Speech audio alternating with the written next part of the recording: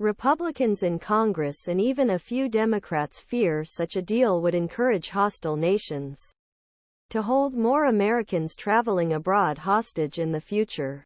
Although administration has praised the agreement, which came after more than a year of indirect negotiations between Washington and Tehran, as a diplomatic breakthrough, critics say Washington is serving foreign enemy it should not have been negotiating with in the first place.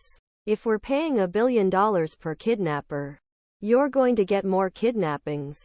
That's why you don't negotiate with terrorists. That's why you don't negotiate with kidnappers. In that sense, the idea of paying for the release of a hostage is a terrible idea, said Sen. Mitt Romney, Utah. Remember, in the Reagan years, we had guns for hostages. Was it? That was the story. Remember? That's $1 billion for one hostage. He added. Sen. Tom Cotton called the move shameful for paying ransom to the world's worst state sponsor of terrorism. Even Senate Foreign Relations Committee Chairman Bob Menendez has spoken out on concerns that President Biden is creating incentives for more Americans to be taken hostage.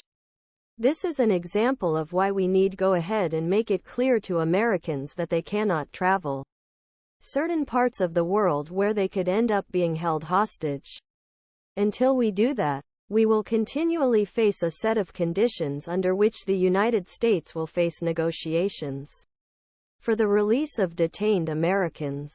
Menendez told reporters Monday. While U.S. officials have said the funds will be used only for humanitarian purposes, GOP lawmakers also worry that the deal could free up dollars that could be used by Iran to buy weapons elsewhere or support dangerous proxies. President Biden can't seem to break his habit of sending money to terrorists, Sen.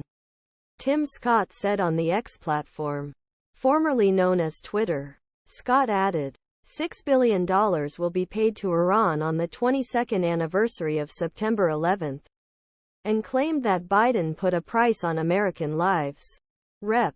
Mike Waltz, meanwhile, tweeted that there is no downside to dictatorship like Iran or Russia holding Americans hostage. With Biden, these regimes ultimately get a good deal, so they will continue to do so. And Rep. Ben Klein wrote to X that cutting off such a deal was naive and dangerous. Secretary of State Antony Blinken last week signed a waiver allowing the transfer of $6 billion in oil revenue blocked in South Korean banks due to U.S. sanctions. In a statement to The Hill, a State Department spokesperson confirmed that the previously frozen funds will be transferred to restricted accounts in Qatari banks. The United States also authorized release of 5 Iranian citizens currently detained in United States. Both steps were aimed at greasing wheels for release of 5 U.S. citizens held in Iran.